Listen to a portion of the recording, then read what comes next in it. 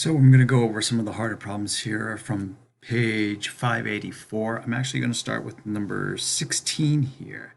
So just reading the directions. Darts are thrown at each board shown below. A dart hits the board at a point random. Judging by the appearance, find the probability that the dart will land in the shaded region. So 16, like all the other ones, the probability of the shaded region over the total. All right. So if you look at 16, it doesn't look like it's that hard. It just looks like two circles here.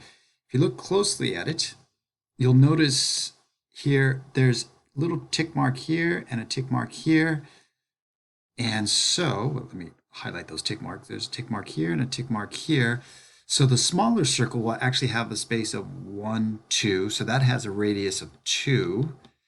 And then to go further, 3, 4. So the big one has a radius of 4. That's the big radius. I'll put a capital R there.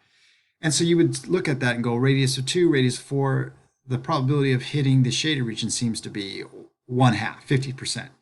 But you got to remember, and this is what makes this particular problem hard and tricky, is we're not really trying to figure out the probability of hitting the radius. We're trying to figure out the probability of hitting the area.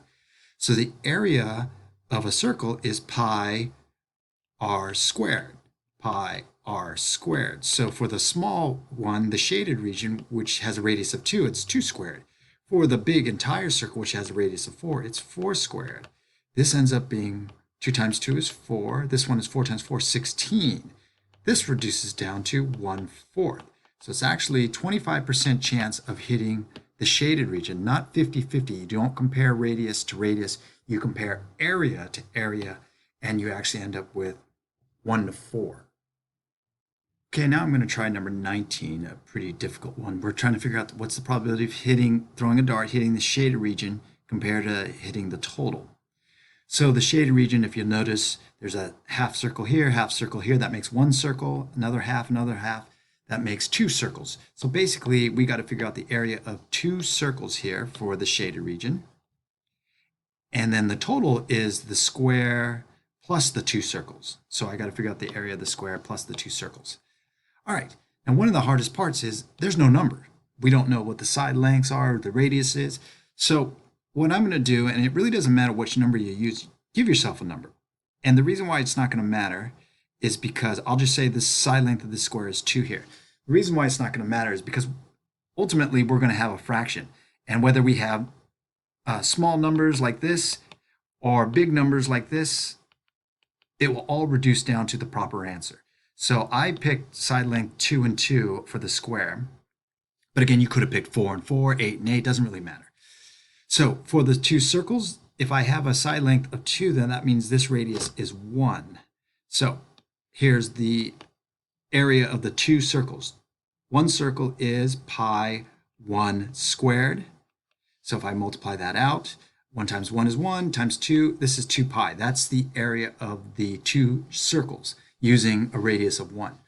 Now the square down here is going to be a 2 by 2. So that's base times height, 2 times 2. And we're also going to add that with the 2 circles, which we've already calculated as 2 pi.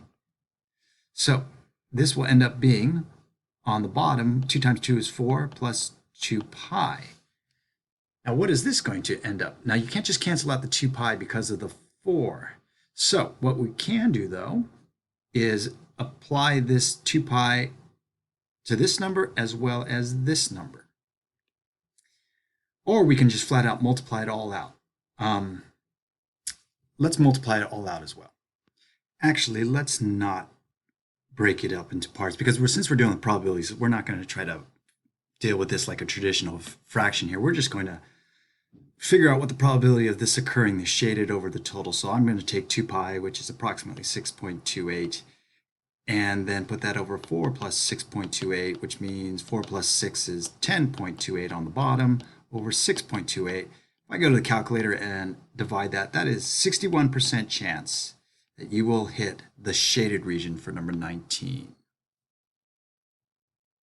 Okay, let's go on to number 23, 24, and 25.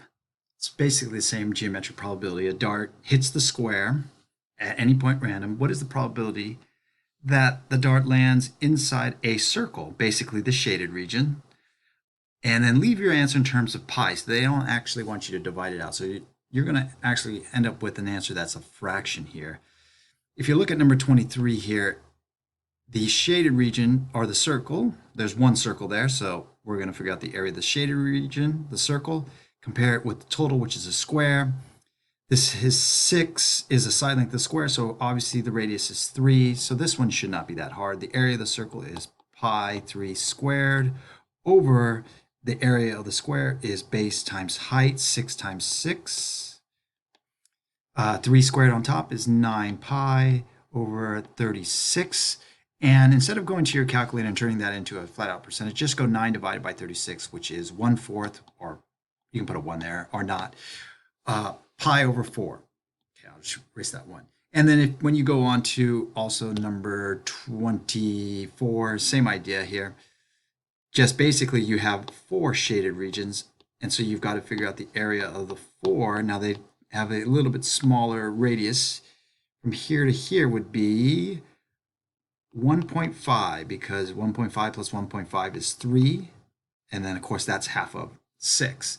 So you would do the same procedure, but with 4 circles with pi 1.4 squared, pi r squared, over the same exact 6 by 6 square. So that's 6 times 6. And then go ahead and calculate what this is going to be. And then move on to 25, and you'll have the same process. Shaded circles over the square.